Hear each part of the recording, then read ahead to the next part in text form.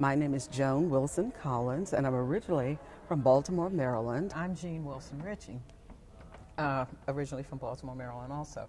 That day was a day to which we look forward with great anticipation because being a part of the Jackie Robinson Youth Council with the NAACP, momentum was so high when it came to opportunities to gather and to get our point across to the larger public.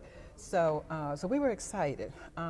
We were teenagers and weren't allowed to go too many places outside of of our parents' watch.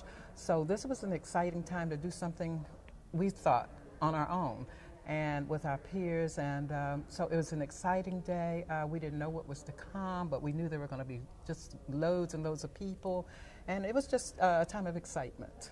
And of course, because we were the movement meant a lot to us because we, as teenagers, we had a lot of experiences with the NAACP at that time that made us, that kind of married us to the movement, and this was just a new opportunity to expand our horizons.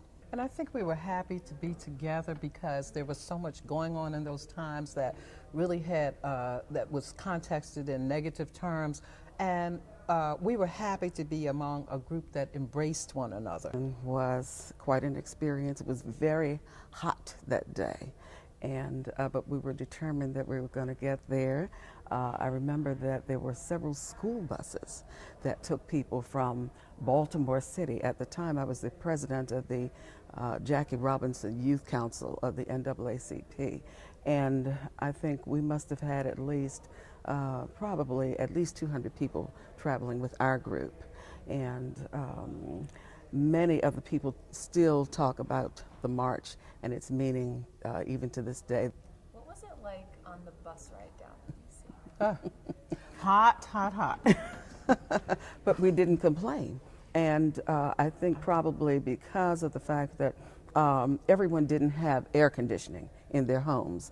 And so therefore, it was not a given that you were going to be comfortable physically, that is. And we were bunched up in the buses. You didn't have the laws that said only X number of people can ride the bus, or you have to be in your own individual seat. There were no harnesses or anything to strap you in. So we felt the freedom of the ability to gather and together and just do what we thought was the normal thing at that time.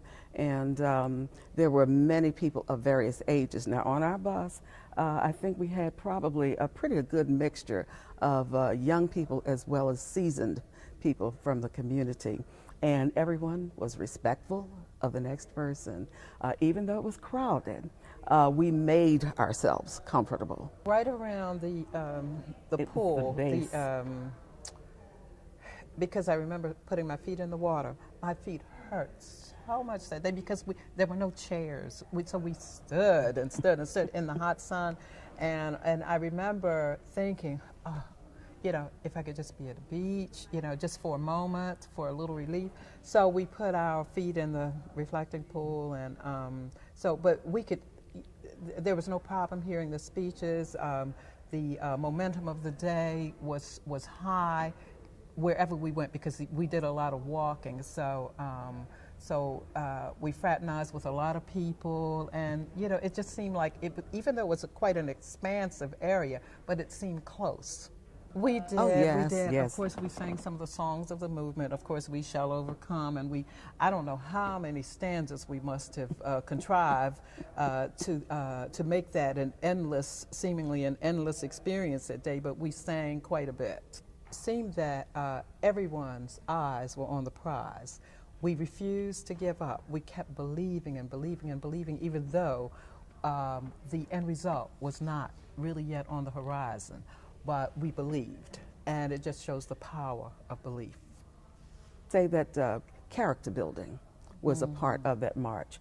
And of course, it didn't start on that day, but it certainly was a lot of the values that people had taught us were imbued that day And we were just happy to meet others who had the same kinds of values. This march included ordinary people. It was organized by an ordinary man. And a lot of people seem to think that it took a superstar to put this march together. That was not true.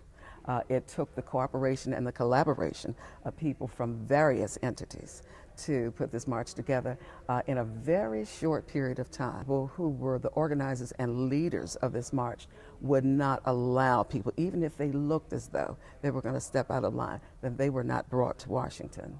So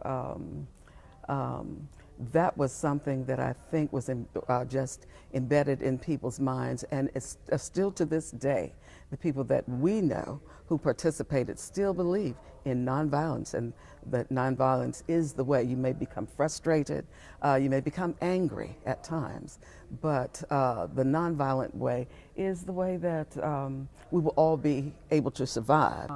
What was so impressive was the impact of ordinary people on the movement, and a movement that had implications for global significance later on. And so ordinary people, you know, Dr. Martin Luther King is highly associated with it because of his I Have a Dream speech, but it was ordinary people, you know, people in the labor movement who first organized it, and just ordinary people. It showed the power of people who participate in the democratic process. It was empowering, I think, because it showed us that, first of all, we were not in the world alone. And secondly, it showed us that if we performed well, if we held to the same kinds of expectations that our leaders expected of us, then other people would catch on and realize, oh, those people are not what we've heard they are. And not that it was not that part was that important, but it was more important for us as African Americans to know the value that we brought. And